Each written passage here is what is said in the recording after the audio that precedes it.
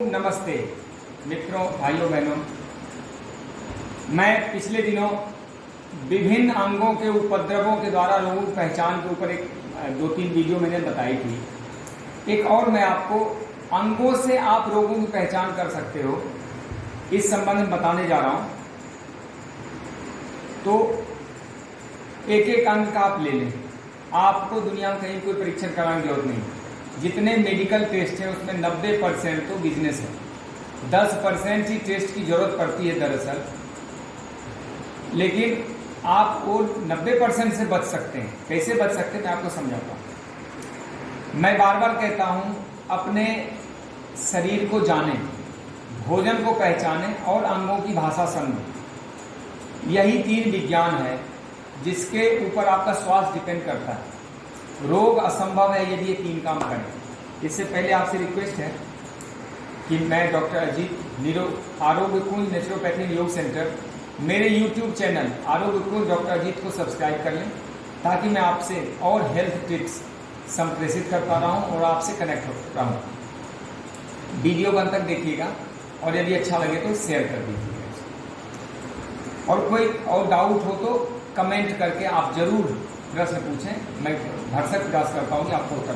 देखिए, उदर के जो पेट है उसका ऊपरी भाग का यदि बढ़न हो जाता, बढ़ जाता है ऊपरी भाग, ये आपका अमाशय है।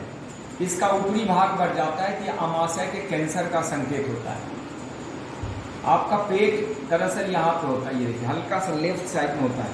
अगर यहाँ पे उभार कोई आता है तो अमाशय कैंसर। लेकिन पेट के निचले भाग का बढ़ जाना, इसका मतलब है यूरिनरी ब्लैडर जो होता है या मूत्राशय का बढ़ जाना, आंतों में मल का इकट्ठा हो जाना, छोटी आंत में गैस, गर्भाशय की रसौली इत्यादि होने से इस भाग में उभार आना शुरू हो जाता है। सीना अगर एक तरफ बढ़ जाता है तो यह फ्लूरिसी का स्राव इंडिकेट करता है। एक तरफ फूलना शुरू हो जाता है छाती, फ्लूरिसी है। दूसरी तरफ भारी सांस आता है तो दमा है या फेफड़े का कोई जलन है, फेफड़े का कोई रोग है, फेफड़े का फूलना, तो फ्लूरिसिस की वजह से पानी आकर निचले भाग में इकट्ठा हो जाता है, फेफड़ा फूलने लगता है। फ्लूरिसी का मैं अलग से बताऊंगा। हृदय प्रदेश में फुलाव हो जाता है, इसका मतलब कि हृदय का बढ़ जाना। ये है आपका हृदय, यहाँ होता है दरअसल बिल्कुल बीच से थोड़ा लेफ्ट, हल्का सा लेफ्ट खिसका हुआ टेढ़ा यहाँ फिक्स होता है यहाँ पे। तो अगर ऐसा होता है तो आप यूँ समझ लीजिए कि हृदय का इनलार्जमेंट ऑफ हार्ट है। इधर सीने के दाहिने भाग में सूजन होता है तो लीवर का रोग है। ये देखिए यहाँ पे लीवर है आपका, राइट हैंड पे लीवर का रोग है। झटके से सांस आता है तो दमा ही है। और इसी तरह कान में दर्द होता है, सूजन होता है, पानी या मवाद आता है तो या कान के बीच के भाग का कोई जलन है, कोई इन्फेक्शन है, कोई पीप आ रहा है, कोई घाव हो गए, इधर पीला या नीला चेहरा पड़ जाता है तो एनीमिया है। सीधा सीधा मान लीजिए एनीमिया है। इस तरह चेहरे में हल्का पीलापन हो जाता है तो जॉन्डिस है। और जॉन्डिस के रोगियों को हर जगह सब कुछ पीला पीला दिखता है। जैसे सांप काट लेता है किसी को तो उसके मुंह में गुड़ की ढेली डाल दें, शहद मिश्री डाल दें, लेकिन उसको लगेगा करवाई। ऐसे पीलिया का रोगी होता है तो उसको सर्वत्र पीला पीला दिखाई देता है। इसी तरह नाक में बार बार खुजली हो तो अन्न प्रणाली में कोई खराबी है, सर्दी है, या फिर आंतों में कृमि हो गई है, पेट में कोई कीड़ा हो गया। उस जिसके पेट में कीड़े होते हैं तो नाक में दिन भर वो खुजली करता रहेगा, चाहे बच्चा हो या बड़े हो। बड़े को कम होता है, बच्चों को जाता है। इतना माथे पर सिकुड़न हो जाता है, जैसे ये आपका स्किन ऐसे सिकुड़ने लगता है तो इसका मतलब वो बहुत पीड़ा में है, वो बहुत अंदर से अवसाद या कोई कष्ट में रहता है, घोर मानसिक तनाव उनका अधिक रहता है, बाहरी पीड़ा भी हो सकता है। इस तरह माथे पर नाक की जड़ में सिकुड़न होता है, यानी यहाँ पे जो सिकुड़न होने लगता है तो ये भी है चिंता, परेशानी, बहुत ज़्यादा आंतरिक पीड़ा हो सकती है, बहुत कोई घोर कष्ट हो सकता है। अंदर का होता है तो यहाँ ज़्यादा सिकुड़ता है, बाहर का होता है तो यहाँ पे ज़्यादा सिकुड़न होता है।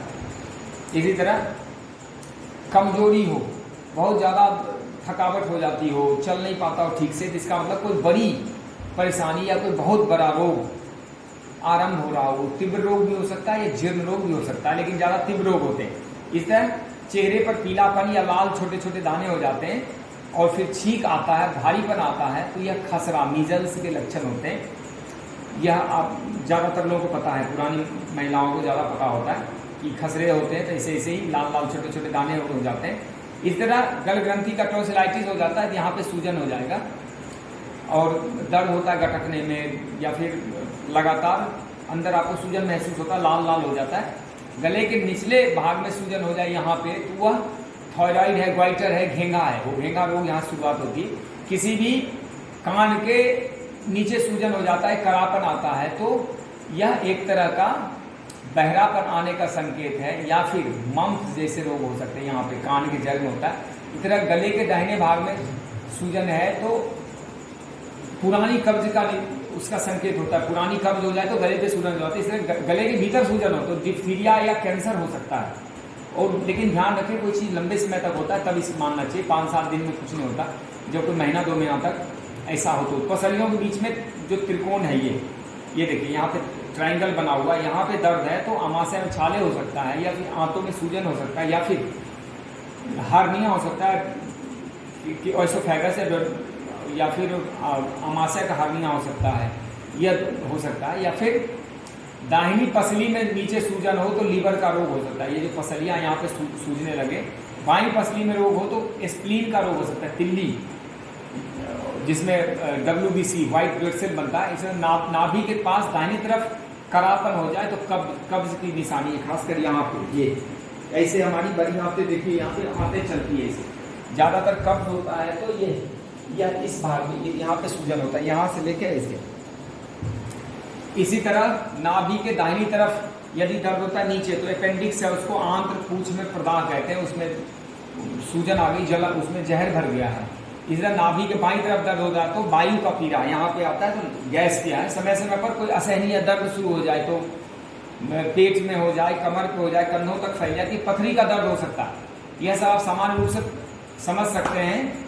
और स्त्रियों के नाभि के नीचे सूजन हो जाए तो वो पीरियड डिसऑर्डर्स हो सकते हैं, मेंस्ट्रुअल गड़बड़ियाँ हो सकती है, उसके कोई विकार हो सकते हैं। इसी तरह छाती के आसपास, यहाँ हृदय के आसपास कहीं कंधे तक दर्द हो जाए कि हार्ट डिजीज, इसको एंजाइना पेक्टोरिस कहते हैं, उसकी शुरुआत हो सकती है। इसका मतलब गैस का रोग है। गैस के रोग से भी बहुत सारे दर्द होते हैं। इस बार पेट की त्वचा छूने से छोटी छोटी गांठों का यदि लेडीज को अनुभव हो तो क्रोनिक पीरियड डिसऑर्डर्स हो गए, क्रोनिक मेंस्ट्रुअल डिसऑर्डर्स हो गए, तब होता है, गांठों का अनुभव होने लगता है। इधर केवल गर्दन पे सूजन हो तो दिमाग की कमजोरी, यहाँ गर्दन के ऊपर यहाँ पे सूजन हो जाता है। इसी तरह दोनों कंधे के बीच रीढ़ पर सूजन हो जाए यहाँ पे, तो यह समझ ले जाना चाहिए कि दोनों बाजू आपके कमजोर हो रहे हैं, भुजाओं की कमजोरी होती है। इसी तरह कमर पर स्टिफनेस हो जाता है, सूजन होता है तो टांगों की कमजोरी। इसी प्रकार छाती और पेट के बीच में थोड़ा बाईं तरफ दर्द हो जाए तो पित्ताशय पथरी, छाती और पेट के बीच में थोड़ा सा हल्का बाईं तरफ तो गॉल ब्लैडर की पथरी हो सकती है, कब्ज भी हो सकता है, अमाशय का अल्सर भी हो सकता है, या पेट में गैस में भी होता है। ये सब चीज़ें हैं, वो उसका भी सूक्ष्म परीक्षण है, वो सब चीज़ें और अलग थोड़ा सूक्ष्म रूप से बताने से हो सकता है। नाभि के नीचे यदि दर्द हो तो हार्निया हो सकता है, या फिर किडनी का दर्द हो सकता है नाभि के नीचे। और कमर के नीचे थोड़ा दाहिनी तरफ दर्द है तो ये यूट्रस का डिजीज हो सकता है, या फिर प्रोस्टेट ग्लैंड का डिजीज हो सकता है।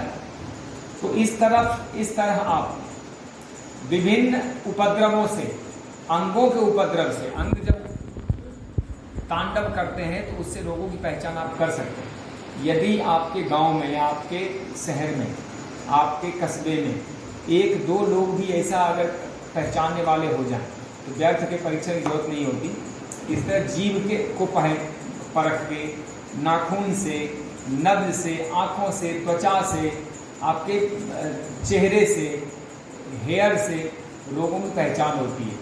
एक आदमी 50-50 गाँव को के रोगों की पहचान करके और इसका डायग्नोसिस भी और ट्रीटमेंट भी कर देता था।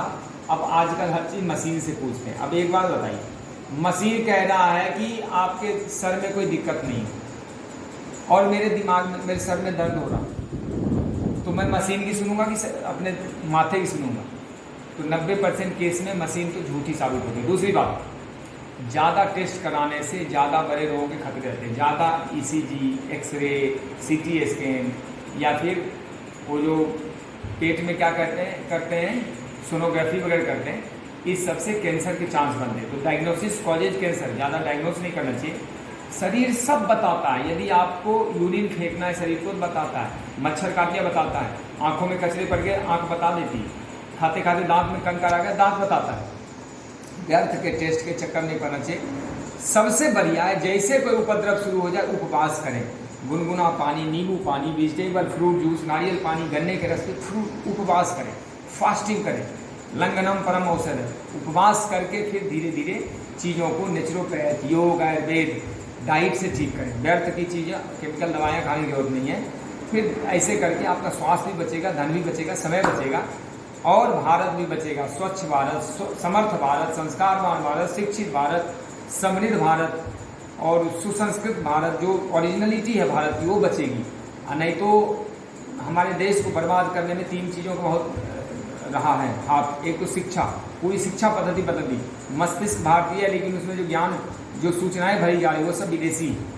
इसी तरह हम उस मौलिक शिक्षा से कट गए जो हमारे वेदों की शिक्षा थी, जो हमारी उपनिषदों की शिक्षा थी, गीता रामायण की शिक्षा थी। इसलिए वो ज्ञान विज्ञान से कट गए और पूरी तरह भौतिकवादी हो गए पश्चिमी देशों की तरफ, जबकि उनके पास कोई विज्ञान नहीं। एक डार्विन है, उसने जो कहा है वह इतना बेवकूफ़ाना, यानी आप डार्विन के सिद्धांत को अगर पढ़ के थोड़ा समझ लें तो आप समझ में आ जाएगा पश्चिम की शिक्षा की थ्योरी क्या है। दूसरा, हमारा भोजन बदल दिया। हमें यह पता ही नहीं है कि हम भारतीय शरीर में कौन सा भोजन, हम विदेशी भोजन कर रहे हैं देसी शरीर में। इस तरह हमारी भाषा बदल दी गई। भाषा, भोजन और शिक्षा, ये 3 बदल के फिर और भी चीज़ें बदली गई। हमारा पहनावा और ओढ़ावा भी बदल गया, हमें पहचान मिटा दी गई। हमारी औषधि व्यवस्था बदल दी गई, भेषज जिसको कहते हैं। इसलिए यह शरीर बीमार होने लगा और अकाल मृत्यु ने। आप कभी नहीं सुने होंगे कि कोई दवाई खाने वाला व्यक्ति 100 वर्ष जिया, लेकिन ये जरूर सुने होंगे कि फलां व्यक्ति एक दवाई नहीं खाता था 100 वर्ष जिया। यही है इसका विज्ञान। तो आपका कल्याण चाहता हूँ। धन्यवाद। ओम जय हिंद।